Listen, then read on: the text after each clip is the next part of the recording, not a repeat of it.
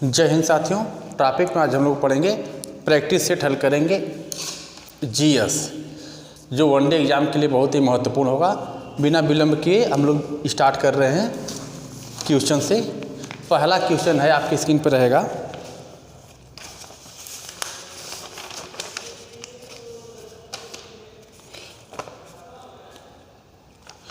पहला क्वेश्चन है, और देखिएगा स्क्रीन नहीं दिखाई दे रही है ना।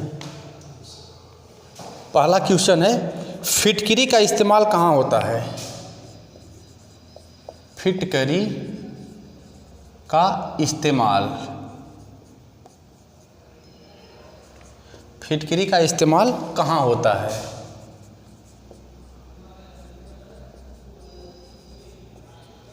क्वेश्चन है फिटकरी का इस्तेमाल कहाँ होता है, तो इसमें चार विकल्प आपका रहेगा। पहला है पीड़ाहारी, पीड़ाहारी में, या दूसरा विकल्प आपका है उर्वरक में, तीसरा कह रहा है रोगाणुनाशक में, रोगाणुनाशी,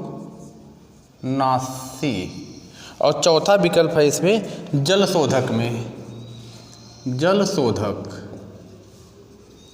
तो इसका आंसर रहेगा आपका जलशोधक में। फिटकरी का इस्तेमाल कहाँ किया जाता है? जलशोधक में किया जाता है।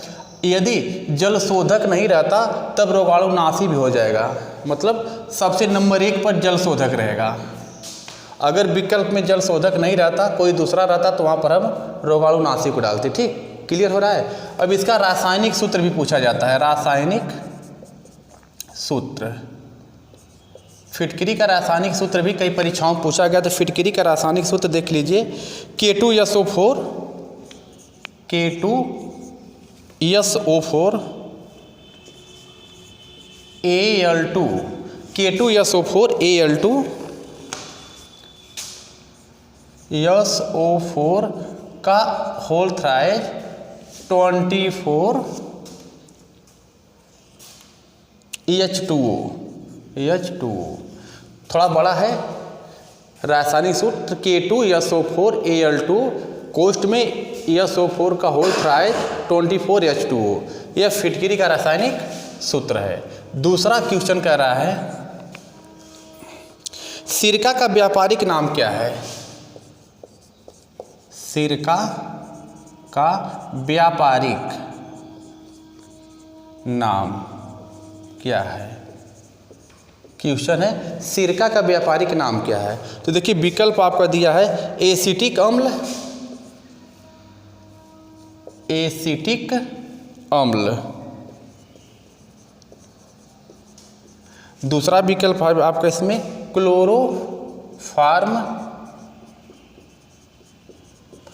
तीसरा विकल्प है कार्बन टेट्राक्लोराइड, कार्बन टेट्राक्लोराइड,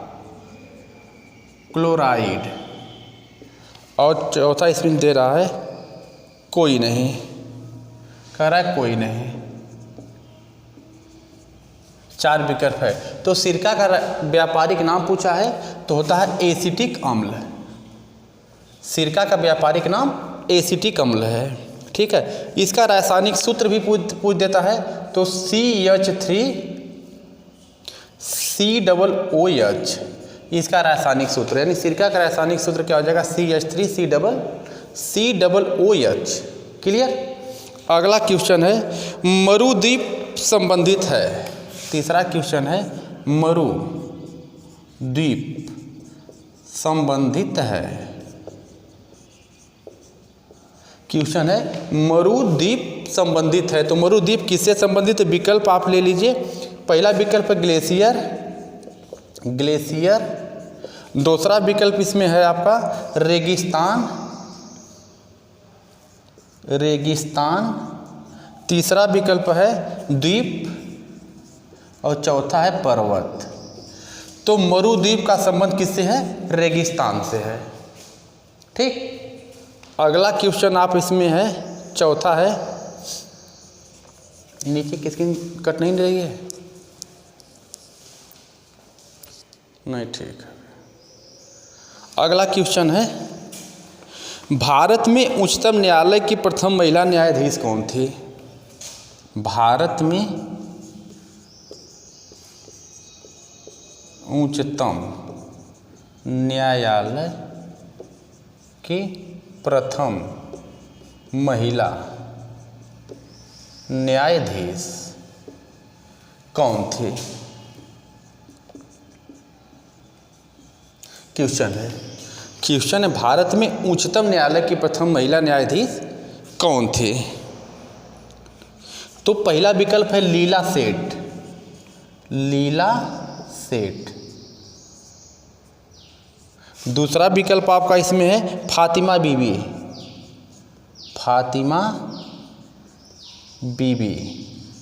तीसरा विकल्प है अन्ना चांडी। अन्ना चांडी। और आखिरी वाला विकल्प है सुनंदा भंडारे।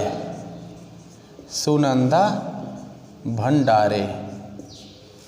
तो क्वेश्चन भारत में उच्चतम न्यायालय की प्रथम महिला न्यायाधीश कौन है? तो देखिए इसका आंसर उच्चतम न्यायालय का प्रथम महिला न्यायाधीश फातिमा बीबी है। ठीक। अच्छा, लीला सेठ है उच्च न्यायालय की प्रथम महिला मुख्य न्यायाधीश। उच्च न्यायालय की प्रथम, यानी उच्च न्यायालय की प्रथम महिला न्यायाधीश बोले तो लीला सेठ। उच्चतम न्यायालय का मतलब है सुप्रीम कोर्ट। सुप्रीम कोर्ट की प्रथम महिला न्यायाधीश अगर बोले तो फातिमा बीबी। उच्च न्यायालय यानी हाई कोर्ट का प्रथम महिला न्यायाधीश बोले तो लीला सेठ। हाँ, पूछा जा सकता है कि किस राज्य में थी, तो हिमाचल प्रदेश। हिमाचल प्रदेश। हिमाचल प्रदेश में हाई कोर्ट की प्रथम महिला मुख्य न्यायाधीश लीला सेठ थी। सुप्रीम कोर्ट यानी भारत में प्रथम महिला न्यायाधीश सुप्रीम कोर्ट के फातिमा बीबी हो गई। और अन्ना चांडी जो है ना प्रथम जिला न्यायालय की महिला है न्यायाधीश। जिला न्यायालय की महिला न्यायाधीश। यानी तीनों क्वेश्चन यहाँ इंपॉर्टेंट है। सुप्रीम कोर्ट की प्रथम महिला मुख्य न्यायाधीश फातिमा बीबी। उच्च न्यायालय में बोलेगा तो लीला सेठ। और जिला न्यायालय में बोले प्रथम महिला न्यायाधीश तो अन्ना चांडी है। ठीक। अच्छा, अगला क्वेश्चन आप इधर ले लीजिए। झील तथा राज्य का सुमेल पूछ रहा है।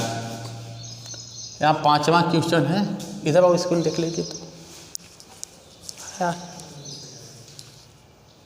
चलिए ठीक है। अगला क्वेश्चन है झील तथा राज्य का सुमेल। कह रहा है कौन सही नहीं है? झील तथा राज्य के सुमेल सही नहीं है। क्वेश्चन है यानी कुछ झील दिया राज्य दिया, हम लोग देख ले रहे हैं। देखिए पहला कह रहा है पुलिकट झील। पुलिकट झील। पुलिकट झील में दे रहा है सुमेल तमिलनाडु। तमिलनाडु। पुलिकट झील का सुमेल तमिलनाडु है। चिल्का का उड़ीसा दे रहा है। चिल्का को दे रहा है उड़ीसा। और बूलर का दे रहा है कश्मीर। बूलर का कश्मीर दे रहा है। और एक है सांभर। सांभर का गुजरात दे रहा है। Gujarat.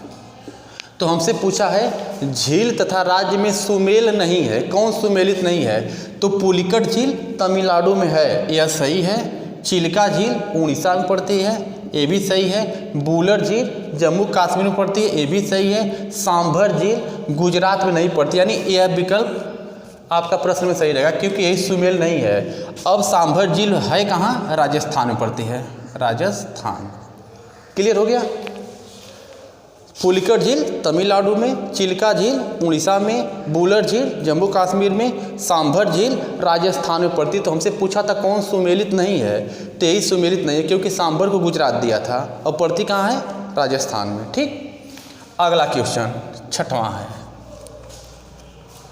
The post American world. The post American world. The post American world नामक पुस्तक के लेखक पूछ रहा है। पुस्तक के लेखक पूछ रहा है। कौन? विकल्प हम आपको दे रहे हैं। पहला है कार्ल मार्क्स। दूसरा है आपका इमाइले जोला। तीसरा विकल्प आपका है फरीदा जकारिया। और चौथा विकल्प कह रहा है कोई नहीं। तो द पोस्ट अमेरिकन वर्ल्ड पुस्तक के लेखक पूछ रहा है फरीदा जकारिया है। ठीक है। अच्छा, एक क्या है? अमेरिकी पत्रकार है। उदार लोकतंत्र के विषय में अपना पत्र लिखे थे। तो द पोस्ट अमेरिकन वर्ल्ड पुस्तक के लेखक फरीदा जकारिया है। ठीक, तो यहाँ तक बात समझ में आ रही होगी। स्क्रीनशॉट ले लीजिए, इसके बाद हम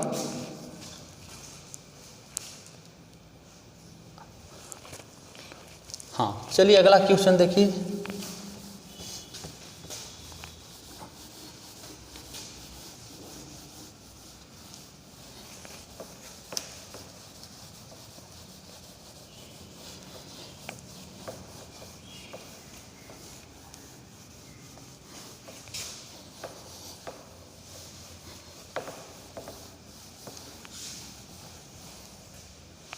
अगला क्वेश्चन आपका पूछ रहा है, इसमें विश्व वानिकी दिवस मनाया जाता है।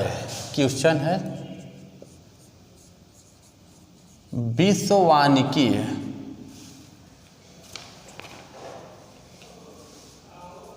दिवस कब मनाया जाता है? क्वेश्चन है विश्व वानिकी दिवस कब मनाया जाता है? विकल्प आपका है 8 मार्च, दूसरा है 21 मार्च, तीसरा है 5 जून और चौथा विकल्प है 22 जून। तो विश्व वानिकी दिवस अगर पूछ रहा है तो यह मनाया जाता है 21 मार्च को। ठीक, अब 8 मार्च जो है यहाँ मनाया जाता है अंतर्राष्ट्रीय महिला वर्ष। यहाँ हम लिख दे रहे हैं अंतर्राष्ट्रीय महिला दिवस। अंतर्राष्ट्रीय महिला दिवस कब मनाया जाता है? 8 मार्च को मनाया जाता है। 21 मार्च को विश्व वानिकी दिवस मनाया जाता है। 5 जून को विश्व पर्यावरण दिवस मनाया जाता है। विश्व पर्यावरण दिवस मनाया जाता है। और 22 जून को विश्व वर्षा वन दिवस मनाया जाता है। विश्व वर्षा वन दिवस। हमको लग रहा है चालू क्लियर हो गया होगा। क्वेश्चन था विश्व वानिकी दिवस कब मनाया जाता है, तो ये 21 मार्च को मनाया जाता है। इसका उद्देश्य भी अगर पूछें तो उद्देश्य क्या है? जो ऑक्सीजन देने वाले पौधे हैं, ऑक्सीजन देने वाले पौधे, जो ऑक्सीजन देने वाले वृक्ष हैं, उनके बारे में लोगों को जागरूक करना और उसे लगाने के मतलब कि पेड़ लगाने के लिए प्रोत्साहित करना, यह इसका उद्देश्य है। तो चारों की समझ में आ गया होगा। 8 मार्च अंतर्राष्ट्रीय महिला दिवस, 21 मार्च विश्व वानिकी दिवस, 5 जून विश्व पर्यावरण दिवस और 22 जून विश्व वर्षा दिवस। क्लियर हो गया यहाँ तक? इसमें किसी को दिक्कत नहीं ना? विश्व वर्षा वन दिवस, ठीक है। अगला क्वेश्चन देखिए।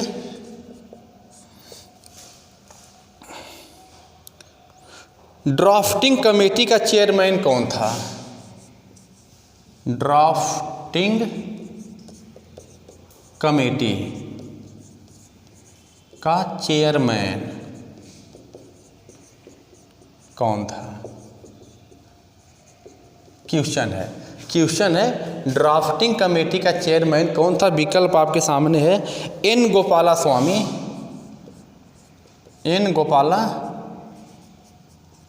स्वामी, दूसरा विकल्प है के एम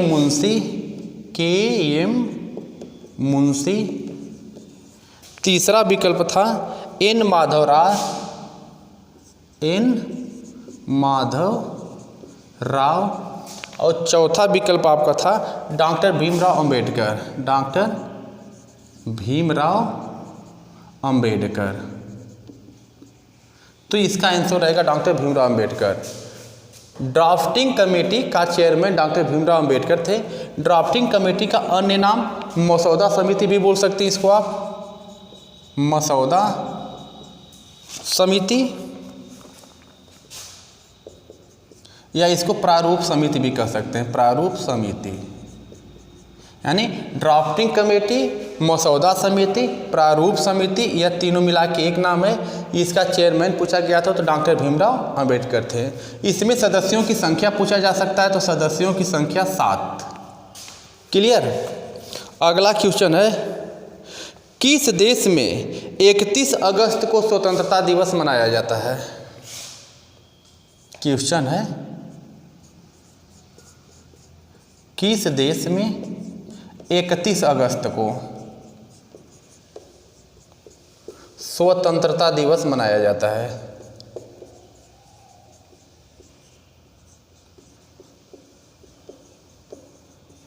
पहला विकल्प आपका है त्रिनिदाद एवं टोबैको, त्रिनिदाद एवं टोबैको, टोबैगो पहला विकल्प है। दूसरा है मलेशिया, तीसरा है किर्गिस्तान और चौथा है सभी। चौथा विकल्प है सभी। तो क्वेश्चन हमारा क्या है कि किस देश में 31 अगस्त को स्वतंत्रता दिवस मनाया जाता है? तो पहला विकल्प है त्रिनिदाद एवं टोबैको, मलेशिया, किर्गिस्तान और चौथा विकल्प है सभी। तो इसका आंसर होगा सभी। यानी सभी जो त्रिनिदाद एवं टोबैको है, मलेशिया है, किर्गिस्तान है, इन तीनों देश में 31 अगस्त को स्वतंत्रता दिवस मनाया जाता है। अब यहाँ लिख लीजिए भारत का स्वतंत्रता दिवस 15 अगस्त को, पाकिस्तान का स्वतंत्रता दिवस 14 अगस्त को।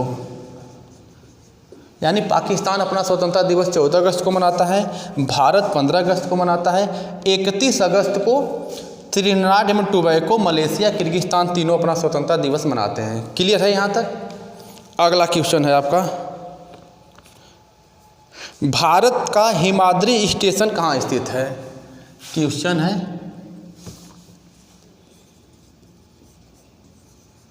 भारत का हिमाद्री स्टेशन कहाँ स्थित है?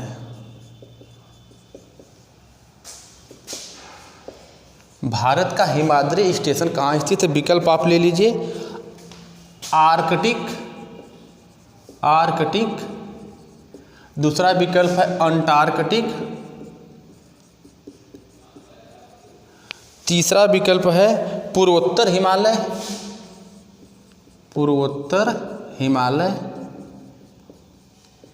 और चौथा है पश्चिमोत्तर हिमालय। यानी क्वेश्चन है भारत का हिमाद्री स्टेशन कहाँ स्थित है? तो इसका आंसर होगा आर्कटिक।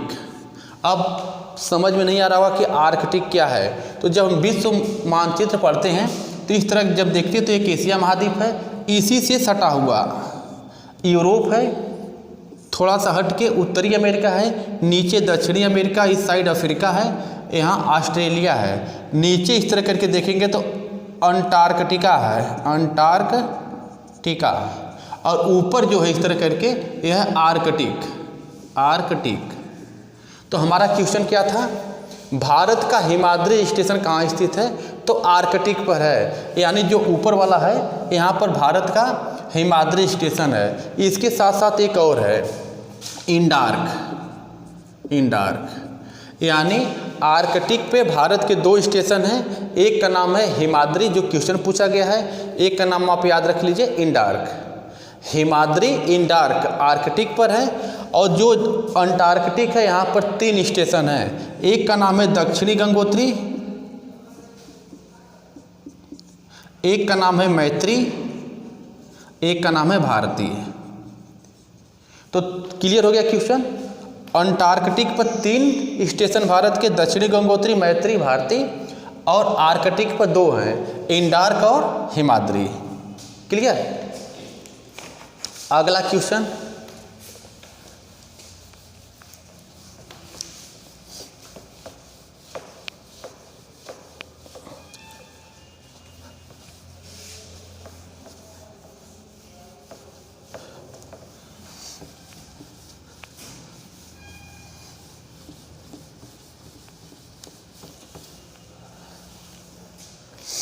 अगला क्वेश्चन देखिए आपका पूछ रहा है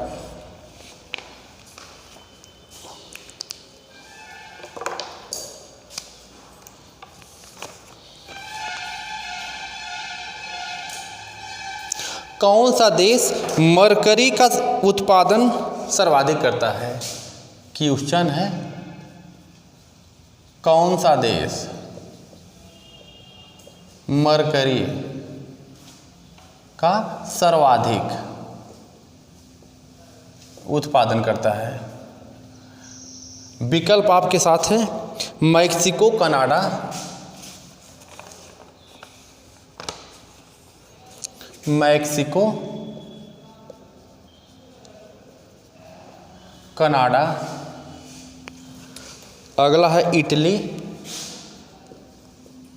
और जर्मनी। तो इटली, यानी क्वेश्चन पूछे कौन सा देश मरकरी का सर्वाधिक उत्पादन करता है, तो इटली मरकरी का सर्वाधिक उत्पादन करता है। अगला क्वेश्चन है ग्रेनाड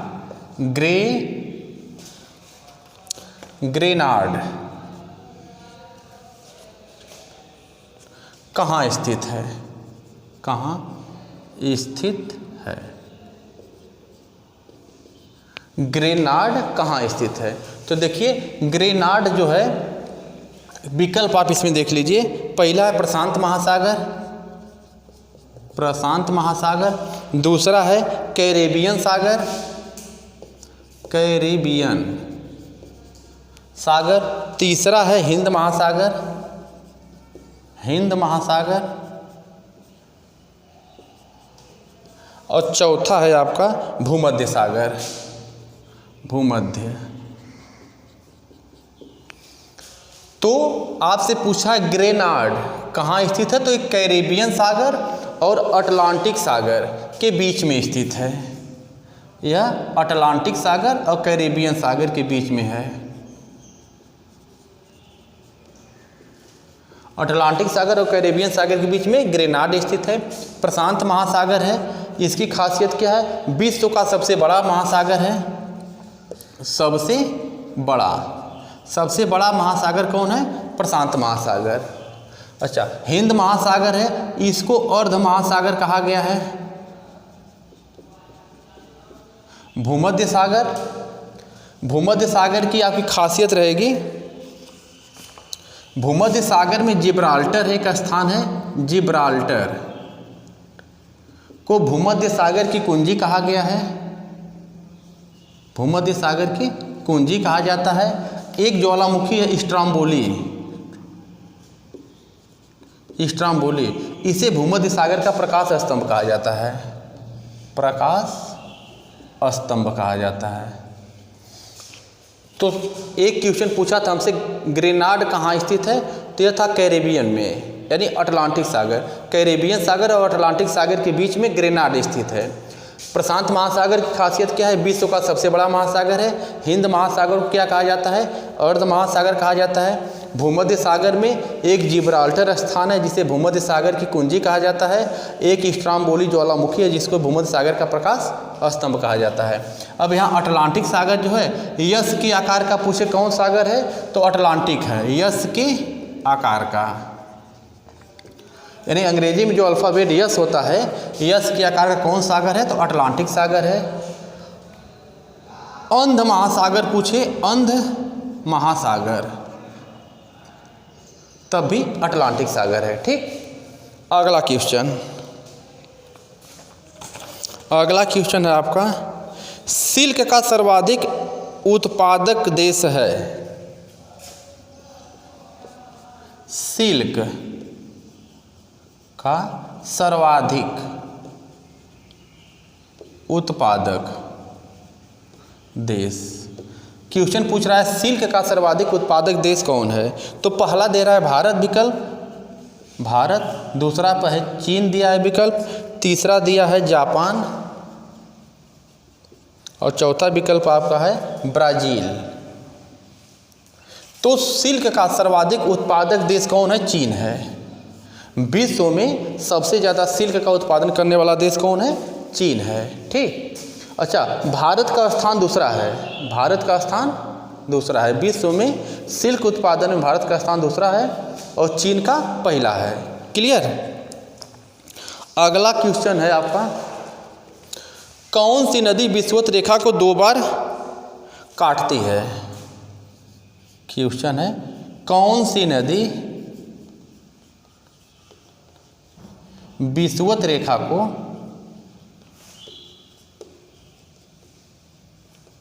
2 बार काटती है?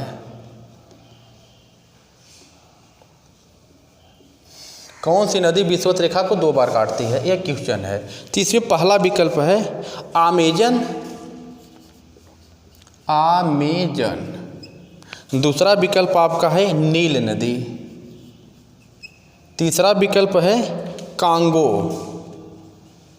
कांगो आब्लिक जायरे और आखिरी वाला है माही नदी, माही नदी।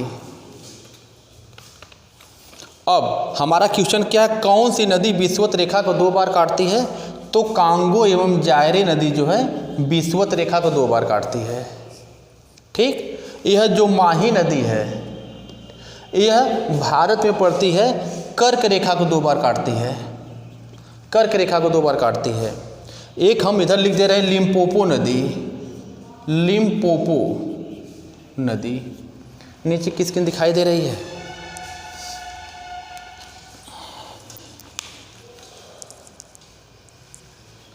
ठीक, दिखाई दे रही है।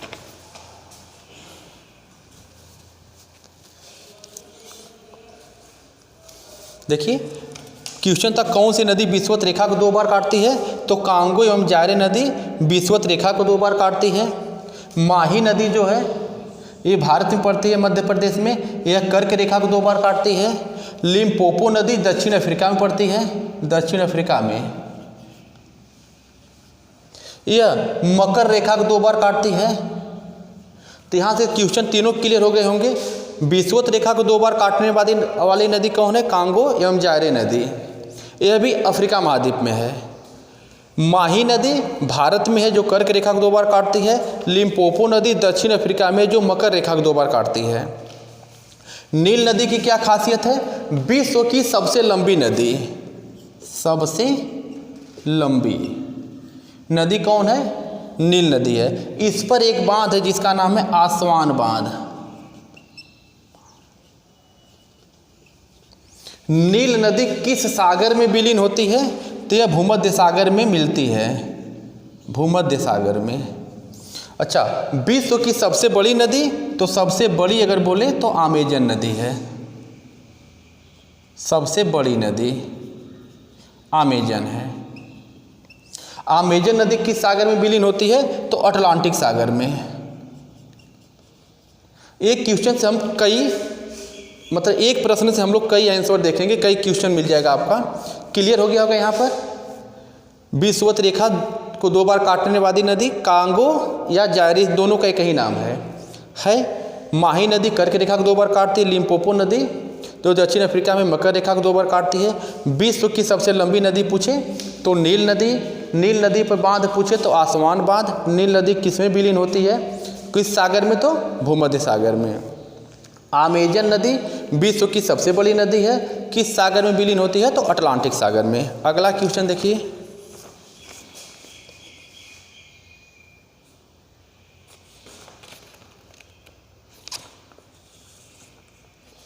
हाँ इधर देखिए क्वेश्चन है, विश्व की सबसे बड़ी पर्वत श्रृंखला, विश्व की सबसे बड़ी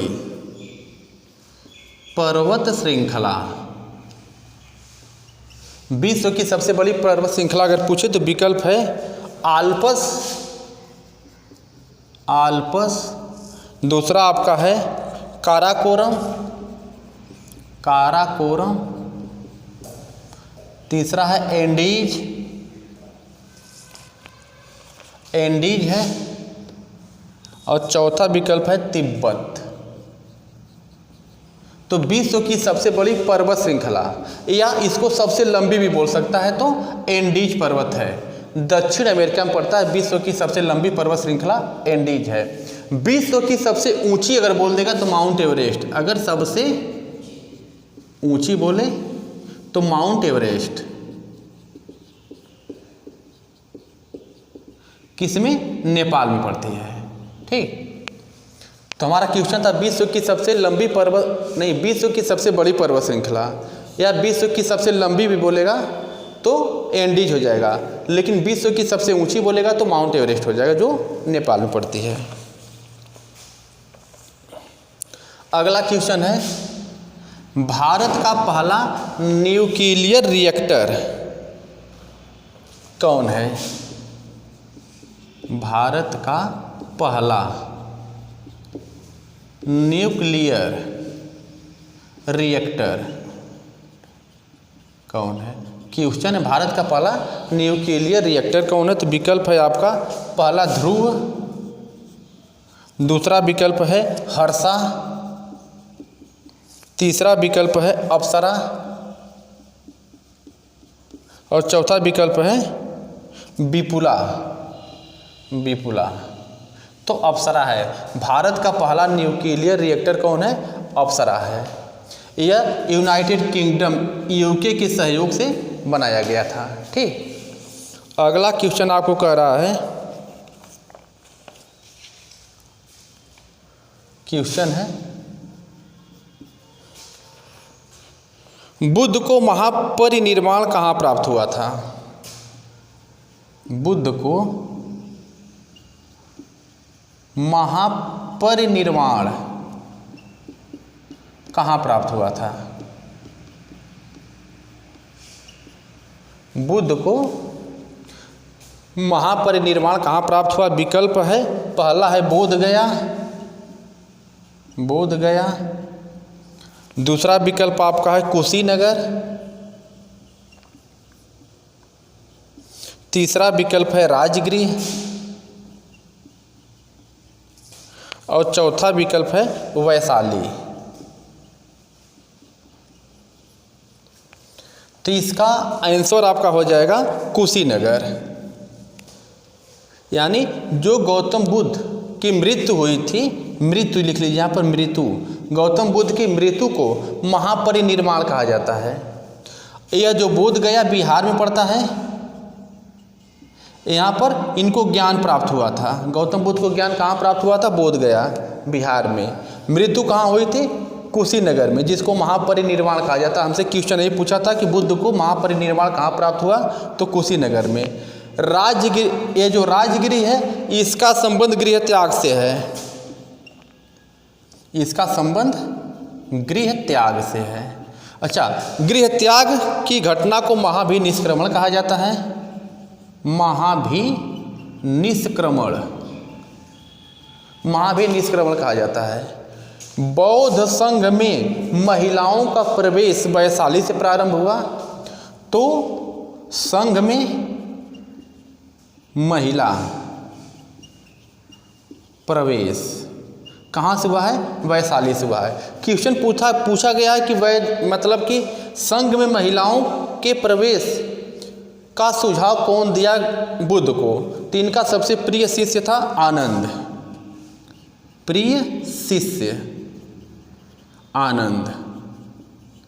यानी गौतम बुद्ध के प्रिय शिष्य आनंद के कहने पर बौद्ध धर्म मतलब अपने संघ में महिलाओं के प्रवेश की अनुमति वैशाली से मिली। प्रथम प्रवेश करने वाली महिला का नाम है प्रजापति गौतमी, प्रजापति गौतमी, जो गौतम बुद्ध की मौसी है। ठीक, हाँ, गौतम बुद्ध का जन्म भी लिख लीजिए, जन्म लुम्बिनी नेपाल में पड़ता है। अच्छा, हाँ बोलिए। जैसे ना जो गौतम बुद्ध थे, जो अपना एक धर्म चलाए थे, बौद्ध धर्म, इसमें महिलाओं के प्रवेश पर रोक था कि इसमें महिलाएं नहीं जाएंगी। लेकिन गौतम बुद्ध के प्रिय शिष्य आनंद के कहने पर, मतलब आनंद अपने गौतम बुद्ध से बोले कि आप संघ में महिलाओं को भी आने दीजिए। तो आनंद के कहने पर बुद्ध द्वारा संघ में महिलाओं की प्रवेश की अनुमति मिल गई। यह अनुमति वैशाली से मिली थी और बौद्ध संघ में जाने वाली पहली महिला का नाम है प्रजापति गौतमी, जो गौतम बुद्ध की मौसी थी। क्लियर हो गया? अच्छा, गृह जब त्यागे थे तो राजगृह से त्यागे थे। इस घटना को कहा जाता है महावीर निष्क्रमण। इनकी मृत्यु हुई थी कुशीनगर में, इस घटना को कहा जाता है महापरिनिर्वाण। बोध गया में इनको ज्ञान प्राप्त हुआ था, बिहार में पड़ता है। जन्म लुम्बिनी नेपाल में हुआ था। अच्छा, यह प्रथम उपदेश भी पूछा जाता है। प्रथम उपदेश सारनाथ, सारनाथ नीचे किसी ने कट रही है क्या? प्रथम उपदेश सारनाथ जो वाराणसी में पड़ता है। प्रथम उपदेश सारनाथ जो वाराणसी में पड़ता है, यहाँ पे दिए थे। जो प्रथम उपदेश दिए थे, इस घटना को भी एक नाम दिया गया है, उसका नाम है धर्म चक्र प्रवर्तन। यहाँ लिख दे रहे हैं धर्म चक्र प्रवर्तन। तो प्रथम उपदेश कहाँ दिए थे? सारनाथ में दिए थे। हाँ, क्वेश्चन पूछा जाता है कितने लोगों को दिए थे? तो 5 ब्राह्मणों को, यानी प्रथम उपदेश सारनाथ में 5 लोगों को दिए थे। इस घटना को धर्मचक्र परिवर्तन कहा जाता है। तो हमको लग रहा है समझ में आ गया होगा।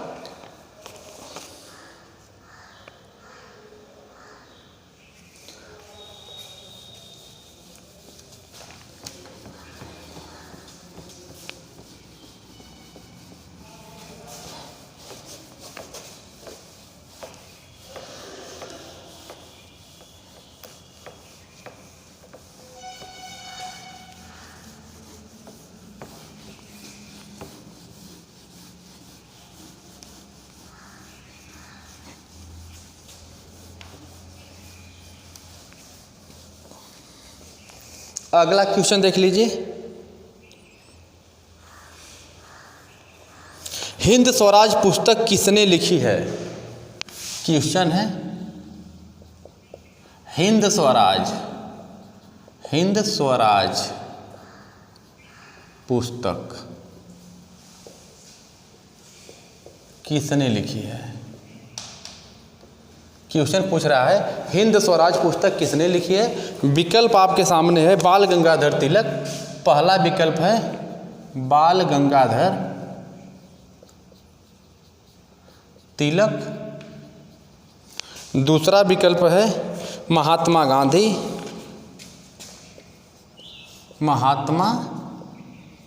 गांधी। तीसरा विकल्प है गोपाल कृष्ण गोखले।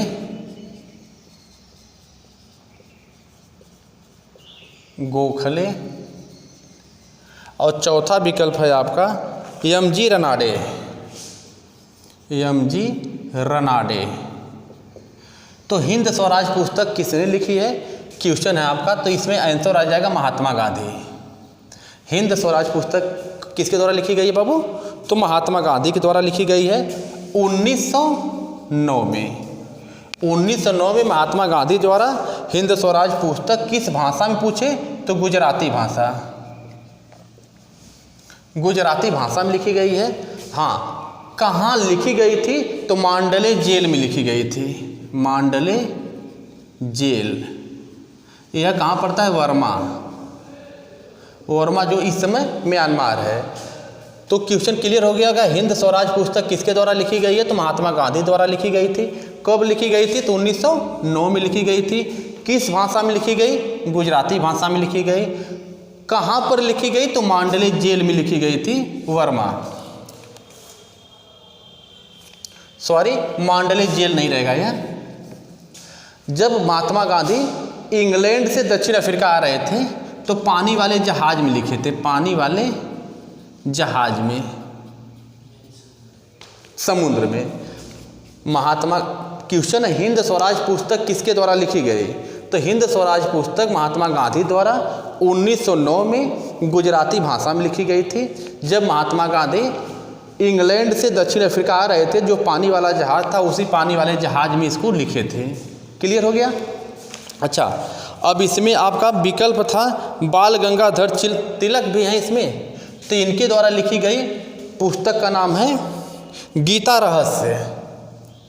गीता रहस्य, गीता रहस्य। यह बाल गंगाधर तिलक जो थे, इसको लिखे थे मांडले जेल में। मांडले जेल में कहाँ पड़ता है? वर्मा, जो वर्तमान समय में क्या है? इस समय म्यांमार है।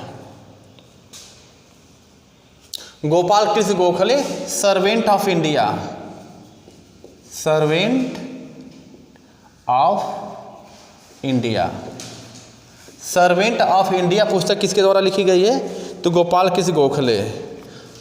एमजी रनाडे को भारतीय अर्थशास्त्र का जनक कहा जाता है। भारतीय अर्थशास्त्र का जनक। ठीक, अगला क्वेश्चन देखिए। दिन रात बराबर होते हैं। क्वेश्चन कह रहा है दिन रात बराबर होते हैं।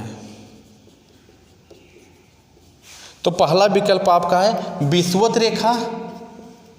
विषुवत रेखा। दूसरा विकल्प है ध्रुवों पर। तीसरा विकल्प है मेरिडियन पर। मेरिडियन। और चौथा विकल्प है अंटार्कटिका पर। अंटार्कटिका पर। तो आंसर रहेगा विषुवत रेखा पर। विषुवत रेखा पर दिन रात क्या होते हैं? बराबर होते हैं। अगला क्वेश्चन आपका है great barrier reef. Great barrier reef. Great barrier reef एक है। ग्रेट बैरियर रीफ एक है। क्वेश्चन पूछ रहा है विकल्प आपका है पर्वत श्रृंखला। पर्वत श्रृंखला। दूसरा विकल्प आपका है प्रवाल रचना। प्रवाल रचना। तीसरा विकल्प है मानव निर्मित दीवार। मानव निर्मित दीवार। और चौथा विकल्प आपका है ज्वारी भित्ति। ज्वारी भित्ति। तो प्रवाल रचना है। ग्रेट बैरियर रीफ प्रवाल रचना है, बाकी ये सब विकल्प गलत हो जाएंगे। हाँ, अब ग्रेट बैरियर रीफ है तो इससे आप देख सकते हैं कहाँ पड़ती है? तो ऑस्ट्रेलिया। ऑस्ट्रेलिया के पूर्वी हिस्सा में पड़ती है ग्रेट बैरियर रीफ। ठीक, और इसे प्रशांत महासागर का बागीचा भी कहा जाता है। प्रशांत महासागर बागीचा। प्रशांत महासागर का बागीचा भी कहा गया है। और अगला क्वेश्चन है इसे मूंगे की दीवार भी कहा जाता है। मूंगे, नीचे की स्क्रीन कट जाएगी क्या बाबू? हाँ, मूंगे की दीवार भी कहा जाता है। मूंगे की दीवार। यानी ग्रेट बैरियर रीफ क्या? ऑस्ट्रेलिया। अगर देखेंगे ना, जहाँ ऑस्ट्रेलिया इस तरह करके अगर कहीं ऑस्ट्रेलिया है तो ऑस्ट्रेलिया किसी साइड है ग्रेट बैरियर रीफ है, जो प्रवाल रचना है। इसे मूंगे की दीवार भी कह सकते हैं, प्रशांत महासागर का बागीचा कह सकते हैं। और अगला क्वेश्चन पर आ जाइए। अगला क्वेश्चन है अंतर्राष्ट्रीय न्यायालय का मुख्यालय कहाँ है? क्वेश्चन है अंतर्राष्ट्रीय न्यायालय का मुख्यालय। क्वेश्चन पूछ रहा है अंतर्राष्ट्रीय न्यायालय का मुख्यालय कहाँ है? विकल्प है पहला जेनेवा। दूसरा विकल्प है आपका पेरिस। तीसरा है द हेग। और चौथा विकल्प आपका है रोम। तो आंसर रहेगा द हेग। यानी अंतर्राष्ट्रीय न्यायालय का मुख्यालय द हेग में है। कहाँ पड़ेगा? नीदरलैंड।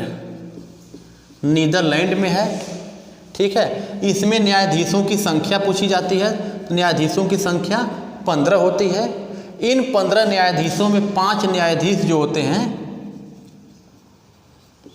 यह हर तीसरे साल 3 साल पर क्या होते हैं, पदमुक्त हो जाते हैं। वर्तमान समय में भारत के दलवीर भंडारी, वर्तमान में कौन है, भारत के दलवीर भंडारी इसमें न्यायाधीश है। क्वेश्चन इतना क्लियर हो गया। हाँ, जो अंतर्राष्ट्रीय न्यायालय है इसमें जो संविधान है, अंतर्राष्ट्रीय न्यायालय में जो संविधान की किताब है इसमें 5 पाठ हैं। पाठ की संख्या पूछे तो 5 और आर्टिकल पूछे तो 70। यानी जो अंतर्राष्ट्रीय न्यायालय में जो संविधान है उसमें 5 पाठ हैं और अनुच्छेद कितने हैं, 70।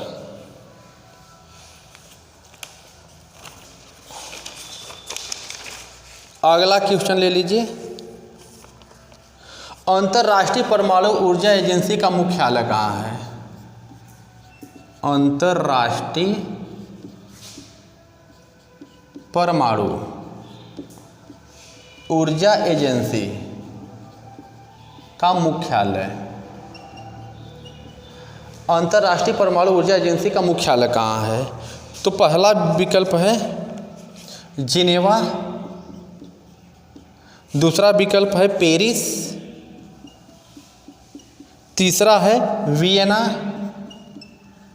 और चौथा विकल्प है बर्लिन। तो वियना में अंतर्राष्ट्रीय परमाणु ऊर्जा एजेंसी का मुख्यालय कहाँ है? वियना। ये पड़ती है कहाँ? ऑस्ट्रिया, ऑस्ट्रिया, ऑस्ट्रिया, ऑस्ट्रेलिया नहीं, ऑस्ट्रिया देश है उसमें वियना है। वियना में अंतर्राष्ट्रीय परमाणु ऊर्जा एजेंसी का क्या है? मुख्यालय है। इसका उद्देश्य क्या है? जो परमाणु संसाधन है उनको शांतिपूर्ण तरीके से प्रयोग करना। तो परमाणु साधन को शांतिपूर्वक प्रयोग, इसका उद्देश्य है। हाँ, इसकी स्थापना पूछता है तो 1957 में अंतर्राष्ट्रीय परमाणु ऊर्जा एजेंसी की स्थापना कब हुई थी? 1957 में। हाँ, अब अगला क्वेश्चन देखिए इधर।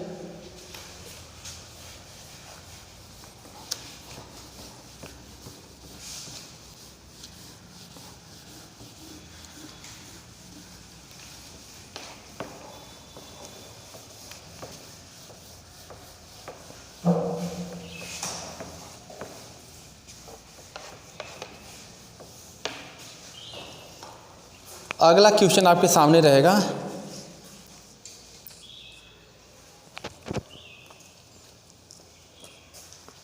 क्वेश्चन है युद्ध तथा वर्ष का सुमेल सही नहीं है।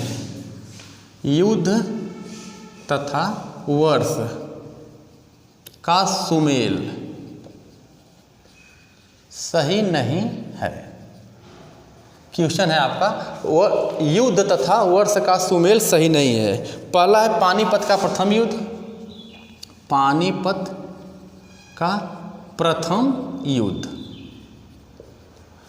विकल्प दे रहा है 1 अप्रैल 1926, 1 अप्रैल 1526। पानीपत का प्रथम युद्ध 1 अप्रैल 1526। दूसरा है प्लासी का युद्ध, प्लासी का युद्ध, इसका दे रहा है 23 जून 1757, 23 जून 1757। अगला है हल्दी घाटी का युद्ध, हल्दी घाटी का युद्ध, इसका विकल्प दे रहा है 18 से 21 जून 1576, 18 से 21 जून 1576। अगला क्वेश्चन है तालीकोटा का युद्ध 1560, तालीकोटा का युद्ध 1560। तो आपसे पूछा युद्ध तथा वर्ष का सुमेल सही नहीं है, कौन नहीं सही है? तो देखिए, पानीपत का प्रथम युद्ध 1 अप्रैल 1526 को हुआ था, यह सही है। प्लासी का युद्ध 23 जून 1757 को हुआ था, सही है, याद रखिएगा 1757।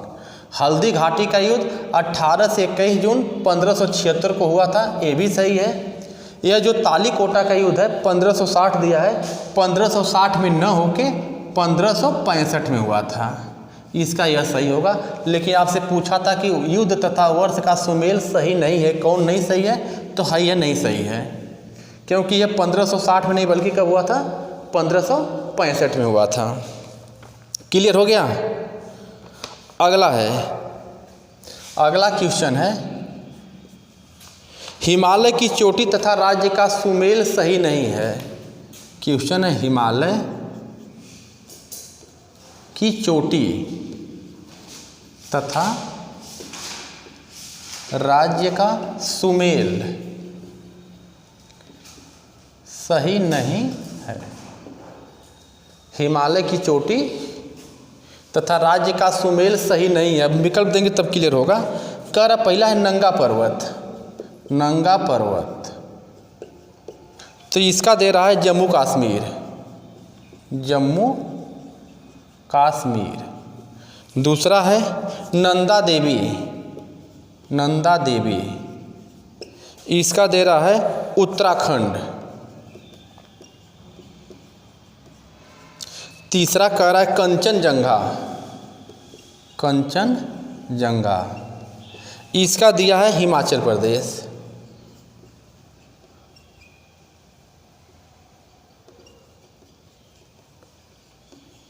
इसका हिमाचल प्रदेश दिया है। तो क्वेश्चन है कि हिमालय की चोटी तथा राज्य का सुमेल सही नहीं है, तो नंगा पर्वत जम्मू कश्मीर में पड़ता है, ये सही है। नंदा देवी उत्तराखंड में है, ये भी सही है।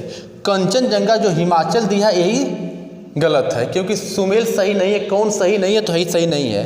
कंचनजंगा कहाँ पड़ती है? सिक्किम पड़ती है, सिक्किम पड़ती है। क्लियर? अच्छा, अगला क्वेश्चन है, विश्व का सबसे ऊंचा झरना कहाँ है? इधर लिख दे रहे हैं क्वेश्चन, विश्व का सबसे ऊंचा झरना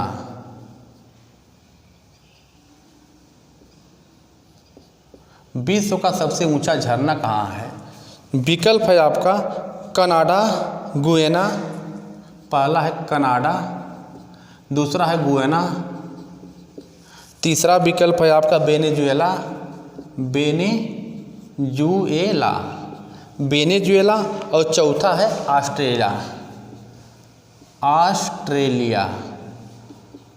तो विश्व का सबसे ऊंचा जो झरना है वेनेजुएला में पड़ता है, नाम उसका है एंजिल, एंजिल, एंजिल जलप्रपात। ठीक है, तो विश्व का सबसे ऊंचा हो जाएगा एंजिल जलप्रपात।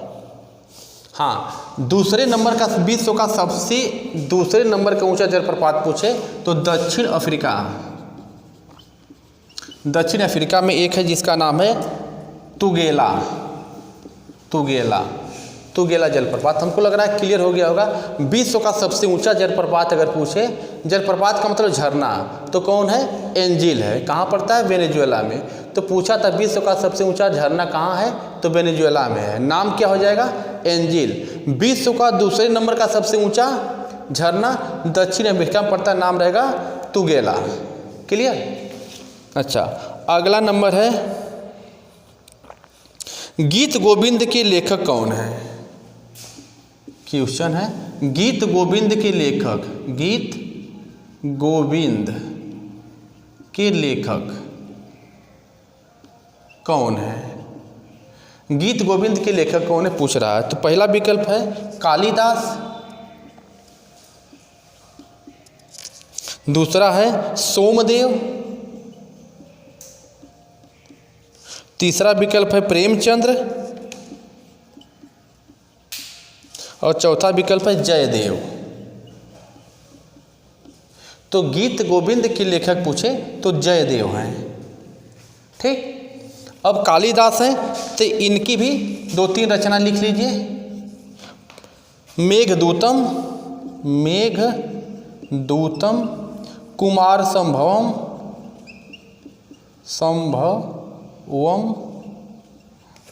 और एक रहेगा मेघदूतम, कुमार संभवम,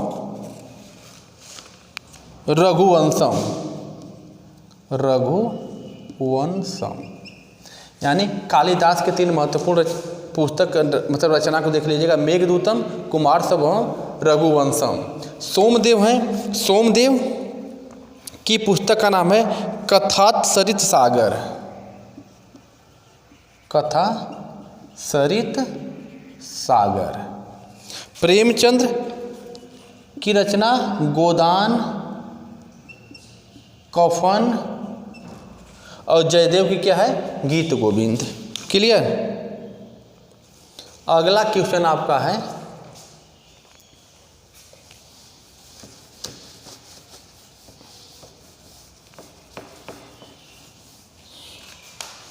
राष्ट्रगान सर्वप्रथम कब और कहाँ गाया गया था? राष्ट्रगान सर्वप्रथम कब और कहाँ गाया गया था? हाँ, क्या बोल रहे हैं वो? हाँ, तो क्वेश्चन है राष्ट्रगान सर्वप्रथम कब और कहाँ गया था। विकल्प हम दे रहे हैं। 1911 कलकत्ता में, फिर कह रहा है 1931 कलकत्ता में, 1931 कलकत्ता में। अगला विकल्प है 1950 दिल्ली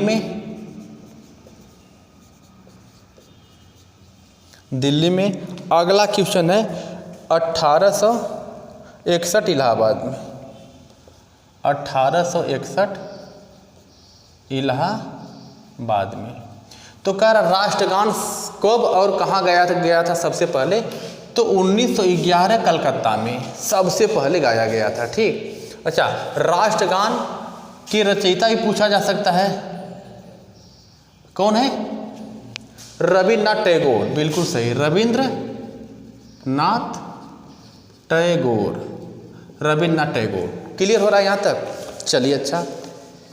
इसमें एक क्वेश्चन और पूछा जा सकता है, कब लिखा गया था? तो 11 दिसंबर 1911 को। 11 दिसंबर 1911 को रविन्द्रनाथ टैगोर द्वारा सबसे पहले इसको लिखा गया था। तो हमको लग रहा है आज की वीडियो आपके लिए बहुत ही लाभदायक होगी। कोई भी एग्जाम हो, अगर इस प्रैक्टिस सेट को हल करके जाएंगे तो आपको, मुझको लग रहा है, काफ़ी लाभ होगा। आगे मिलेंगे दूसरे वीडियो के साथ। तब तक के लिए धन्यवाद।